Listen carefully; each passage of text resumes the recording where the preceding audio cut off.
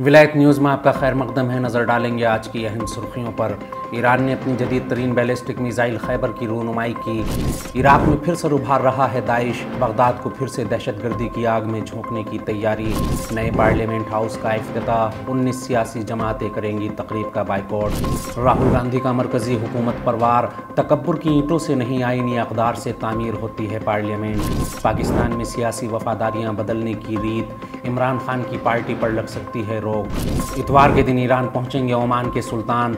जल्द बहाल होंगे मिस्र और ईरान के सिफारती ताल्लुकात। 28 मई को नए पार्लियामेंट हाउस के सामने महिला पंचायत करेंगी। जंतर मंतर पर मुजाहिरा कर रही पहलवान। भगवा कुर्ता पहनकर आया तो इमाम ने मस्जिद में दाखिले से रोका, केस दर्ज।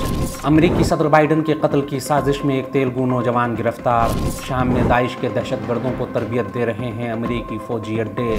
सजा पूरी होने के बाद भी पाकिस्तान की जेलों में बंद हैं 500 से जायद हिंदुस्तानी। ईरान में गैर मुल्की खुफिया सर्विस के साथ काम करने वाला एक गिरोह गिरफ्तार।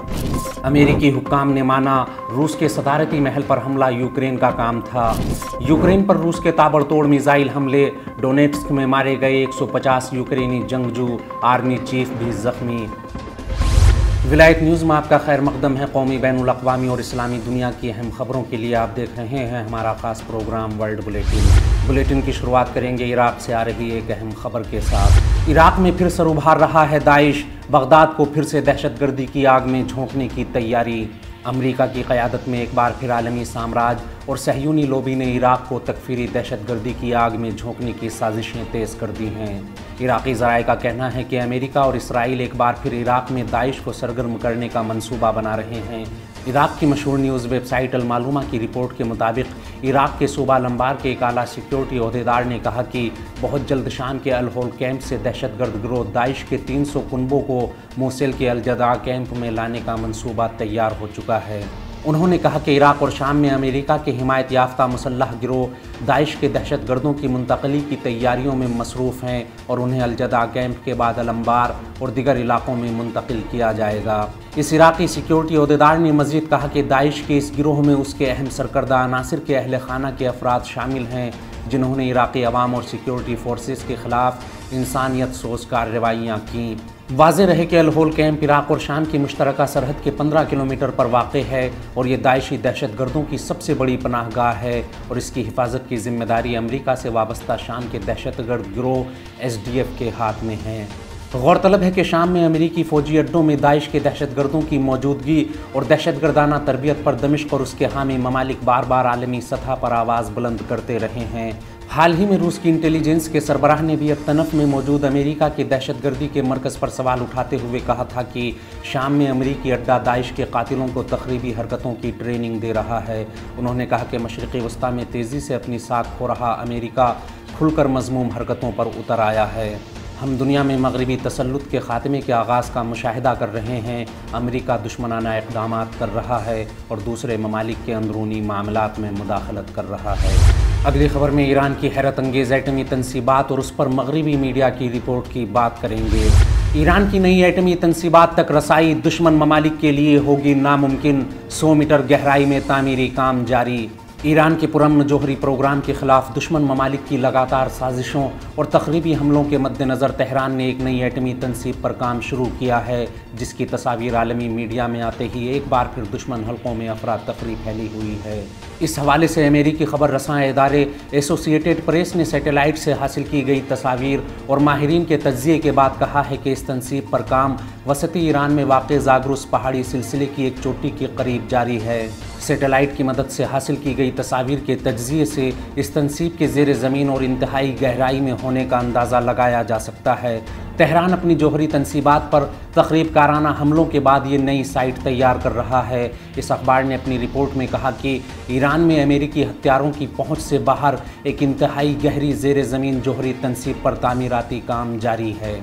ईरानी तामीराती कारकुन ज़मीन की इतनी गहराई में काम कर रहे हैं कि ये मकाम मुमकिना तौर पर ऐसे अमेरिकन हथियारों की पहुंच से बाहर है जो ऐसी जगह को तबाह करने के लिए तैयार किए गए हैं। तस्वीर और वीडियो से पता चलता है कि ईरान अपने एटमी प्रोग्राम पर मगरिब के साथ बातचीत में ताअत्तुल के दौरान बार बार तखरीबकाराना हमलों की जद में आ चुकी अपनी जोहरी साइट नतंज के करीब पहाड़ी सिलसिले में सुरंगें खोद रहा है। इस नई जोहरी तनसीब की तामीर साबिक अमरीकी सदर डोनाल्ड ट्रंप की जानिब से एकतरफा तौर पर वाशिंगटन को तेहरान के साथ जोहरी मुआहदे से अलग किए जाने के 5 साल बाद हो रही है। उस वक्त ट्रंप ने इस मुआहदे से किनारा कशी करते हुए ये दलील दी थी कि इस मुआहदे में तेहरान के बैलिस्टिक मिसाइल प्रोग्राम पर तवज्जो नहीं दी गई और ना ही उसकी जानिब से मशरिक़ वस्ता में मुसल्लह ग्रुप्स की हिमायत के मामले को मद्देनज़र रखा गया। वहीं ईरान का कहना है कि ये नई तामीर जुलाई 2020 में नतंज में तखरीबकारी का निशाना बनने वाले सेंट्रीफ्यूज मैन्युफैक्चरिंग सेंटर की जगह लेगी। ये नई ईरानी तनसीब तेहरान के जुनूब में तकरीबन 225 किलोमीटर मतलब 140 मील के फासले पर नतंज के करीब तामीर की जा रही है। अगली खबर में दुनिया भर और खुसूसन मशरिक़ वस्ता समेत इस्लामी दुनिया में गर्दिश कर रही रियाज़ तल अबीब मुज़ाकरात से मुताल्लिक़ मुतज़ाद खबरों पर बात करेंगे। रियाज़ और तल अबीब मुज़ाकरात, कितना सच कितना झूठ, अमेरिकी ओहदेदारान और हिब्रू मीडिया के मुतज़ाद बयान। आलमी ज़राए इब्लाग में सऊदी अरब और सहयूनी हुकूमत के दरमियान ताल्लुकात को मामूल की सतह पर लाने की कोशिशों के बारे में ख़बरें गर्दिश कर रही हैं। सबसे पहले सहयूनी मीडिया ने इस बारे में ख़बर देते हुए सऊदी अरब की जानिब से इस हवाले से पेश करदा शराइत के बारे में कुछ हक़ाइक़ का इंकशाफ करने का दावा किया। फ़िलिस्तीनी वेबसाइट शहाब न्यूज़ की रिपोर्ट के मुताबिक सहयूनी चैनल 12 ने सहयूनी आला हुक्काम की सऊदी अहलकारों के साथ मुज़ाकरात के आखिरी दौर में होने वाली पेशरफ्त से पर्दा उठाते हुए खबर दी कि मुज़ाकरात के आखिरी दौर में इसराइली खुफिया एजेंसी मोसाद के सरबराह डेविड बार्निया, अमेरिकी वज़ीर ख़ारजा और अमेरिका के कौमी सलामती के मुशीर ने भी शिरकत की। मुज़ाकरात के नए दौर में ताल्लुकात बरकरार करने के लिए सऊदी अरब की जानिब से रखी गई शराइत पर गुफ्तगू की गई। इस सहयूनी चैनल के मुताबिक सऊदी अरब ने इब्तदाई शराइत के तौर पर तल अबीब और वाशिंगटन के आला हुक्काम से कहा है कि फ़िलिस्तीन में 2 रियासत के क़याम के लिए सहयूनी हुकूमत और फ़िलिस्तीनियों के दरमियान मुज़ाकरात शुरू किए जाएँ। इसके अलावा सऊदी अरब ने यह भी मुतालबा किया है कि साबिक सदर ट्रंप के दौर में दोनों मुल्कों के दरमियान होने वाले दिफाई मुआहदे जिसे बाइडन इंतज़ामिया ने मुअत्तल किया था उसे फौरी तौर पर बहाल करके उस पर अमल दरामद को यकीनी बनाया जाए। चैनल 12 ने मज़ीद इंकशाफ किया है कि सऊदी अरब अमरीका से अपने एटमी प्रोग्राम की हिमायत और तकमील में ताउन चाहता है। इस सहयूनी चैनल के मुताबिक अमरीका ने भी तल अबीब के सहयूनी हुक्मरानों से कहा है कि सुलह के लिए फ़िज़ा साजगार करने के लिए माहौल बेहतर बनाया जाए। इस हवाले से मुतनाज़ा अदालती इस्लाहात के मंसूबे पर नज़रसानी की जाए ताकि मकबूजा इलाक़ों में जारी कशीदगी कम हो सके। लेकिन हिब्रू मीडिया की रिपोर्ट के बरखिलाफ अमेरिकी हुकूमत के कुछ ज़िम्मेदारान ने अपना नाम मख्फी रखने की शर्त पर सहयूनी अखबार यदीउ तहरुनोत से गुफ्तगू करते हुए कहा कि सऊदी अरब और इसराइल के दरमियान ताल्लुकात को मामूल की सतह पर लाने के लिए मुज़ाकरात में पेशरफ्त की बातें सही नहीं हैं और ये रिपोर्ट महज ख़याली है। इन अमेरिकी हुक्काम ने कहा कि तल अबीब और रियाज़ के दरमियान कोई बातचीत नहीं हुई है। अमेरिकी हुक्काम ही नहीं बल्कि सहयूनी हुकूमत की सलामती कौंसिल के सरबराह तसाही हंगबी ने भी हालिया महीनों में बिन्यामीन नेतन्याहू और सऊदी अरब के वली अहद मोहम्मद बिन सलमान के दरमियान बराह रास्त मुज़ाकरात से मुताल्लिक़ शाये होने वाली ख़बरों की तरदीद की है।